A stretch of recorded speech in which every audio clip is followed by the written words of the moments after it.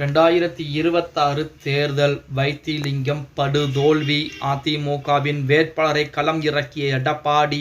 நண்பர்களே, அதிமுக தொண்டர்களாக இருந்தீங்க அப்படின்னா மறக்காம நம்ம சேனலை சப்ஸ்கிரைப் பண்ணிட்டு இந்த வீடியோக்கு ஒரு லைக் பண்ணிருங்க.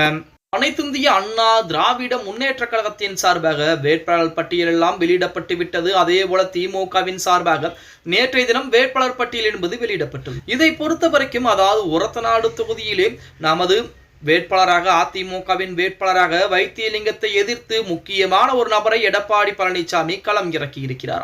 இதுதான் தற்போது அரசியல் வட்டாரத்திலே மிகப்பெரிய ஒரு பேசுபொருளாக பேசப்பட்டு கொண்டிருக்கிறது அப்படின்னே கூட சொல்லலாம். அதாவது தஞ்சாவூர் மாவட்டத்தில் 3 தொகுதிகளை கூட்டணி கட்சிகளுக்கு பிரித்து கொடுத்த நிலையில் மற்ற 5 தொகுதிகளுக்கான தனது வேட்பாளரை அதிமுக சமீபத்தில் அறிவித்திருந்தது.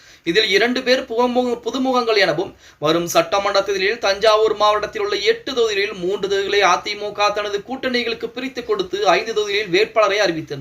அதன்படி பாபநாசம் தொகுதியில் துரை சண்முக பிரபு, திருவடை மருதூர் தொகுதியில் இளமதி சுப்பிரமணியன், ஒரத்தநாடு தொகுதியிலே மா சேகர், பேராவூர் தொகுதியிலே KV இளங்கோ, பட்டுக்கோட்டை தொகுதியில் CV சேகர் ஆகியோர் அறிவிக்கப்பட்டிருக்கிறார். இதில் பாபநாசம் துரை சண்முக பிரபு மற்றும் பேராவூர் கோவி இளங்கோ ஆகியோர் புதுமுகங்களாக இருக்கிறாங்க.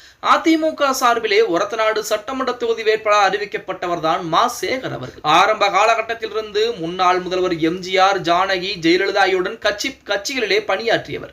BSc பட்டதாரியான இவருக்கு திருமங்கை என்ற மனைவியும் ஒரு மகனும் இருக்கிறாங்க.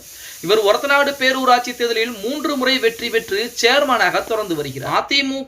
அதிமுகவில் மாவட்ட அம்மா பேரவை செயலராகவும் அதிமுகவில் DT தினகரன் விலகி அம்மா மக்கள் முன்னேற்ற கழகம் தொடங்கிய பொழுது அக்கட்சியின் தஞ்சை தெற்கு மாவட்ட செயலராகவும் இருந்திருக்கிறார்.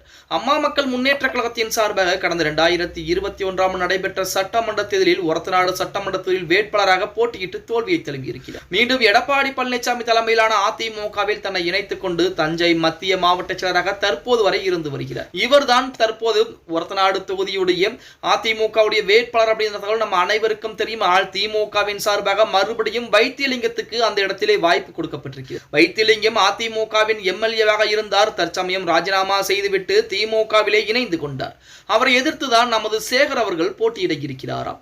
அதாவது நமது ஒரத்தநாடு தொகுதியை பொறுத்த வரைக்குமே அதாவது மா சேகர் அவர்கள் ஆரம்பத்திலிருந்து அதிமுகவிற்கு ஏகப்பட்ட வேலைப்பாடுகளையும் உழைப்புகளையும் கொடுத்திருக்கிறார். இந்த 2026 சட்டமன்ற தேர்தலிலே வைத்திலிங்கத்தை நான் தோற்கடிக்காமல் விடமாட்டேன் என சொல்லி உறுதியுடன் வேலைப்பாடுகளை மிக தீவிரப்படுத்தி இருக்கிறாராம்.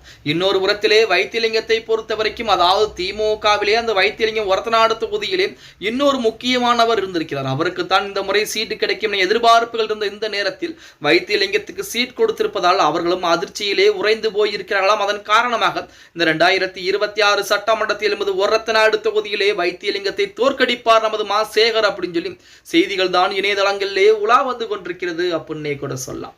ஓகே கைஸ், வீடியோ பிடிச்சிருந்தா மறக்காம லைக் பண்ணுங்க. நம்ம போடக்கூடிய வீடியோ பத்தின கருத்துக்களை கீழே மறக்காம கமெண்ட் பாக்ஸ்ல பதிவு நண்பா.